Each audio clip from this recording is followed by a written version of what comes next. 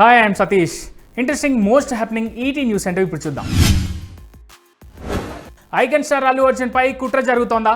కావాలనే కొంతమంది, అందులోనూ బాలీవుడ్కి చెందిన కొందరు మన స్టార్ తీరుపై కామెంట్స్ చేస్తున్నారా?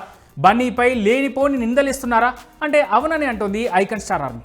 పుష్ప 2 సినిమాతో ఇండియన్ ఫిల్మ్ ఫెటర్నిటీలో బిగ్గెస్ట్ సూపర్ స్టార్గా బన్నీ ఎదిగిన వేళ కొందరు కావాలనే తమ హీరోపై తప్పుడు ఆరోపణలు చేస్తున్నారని అల్లు ఫ్యాన్స్ అంటున్నారు. ఎవరు ఎన్ని విమర్శలు చేసినా తమ హీరో క్రేజ్ను, ఐకాన్ స్టార్ ఇమేజ్ను తగ్గించలేరంటూ తమ అభిమాన హీరోకు సపోర్ట్గా పోస్టులు పెడుతున్నారు.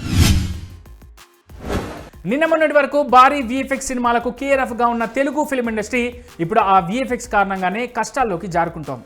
విఎఫ్ఎక్స్ కోసం అతిగా శ్రమించాల్సి రావడం, షూటింగ్, ప్రీ ప్రొడక్షన్ డేస్ పెరిగిపోవడం, బడ్జెట్ ఆకాశాన్ని అంటుతుండడం, ఈ కారణాల వల్ల మేకర్స్ పెద్దగా విఎఫ్ఎక్స్ కంటెంట్ ఉన్న సినిమాలంటే భయపడుతున్నారు.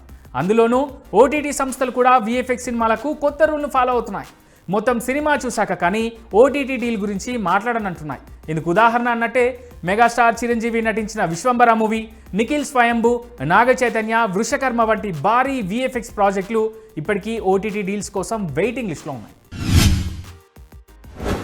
ఆరోగ్య సమస్యలు, షూటింగ్కు బ్రేకులు, వెరసి డ్రాగన్ సినిమాపై యంగ్ టైగర్ ఫ్యాన్స్లో కొంత ఆందోళన అయితే ఉంది. వీటన్నింటికీ చెక్ పెడుతూ ఎన్టీఆర్ ప్రశాంత్ నీల్ మూవీ నుంచి బిగ్ అప్డేట్ బయటికి వచ్చింది.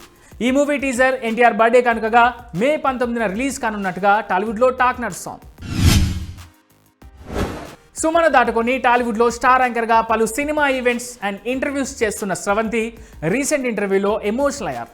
తన జీవితం టర్న్ కావడానికి పుష్ప ఇంటర్వ్యూనే కారణమంటూ చెప్పుకొచ్చారు.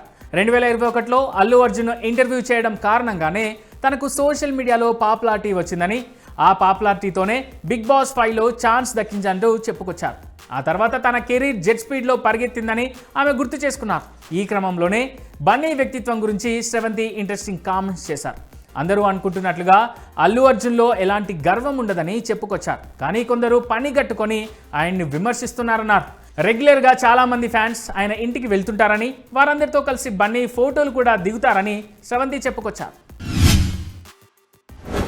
కోలీవుడ్ డైరెక్టర్ ఆర్ పార్థిబన్ తన విడాకుల గురించి ఇంట్రెస్టింగ్ కామెంట్స్ చేశారు.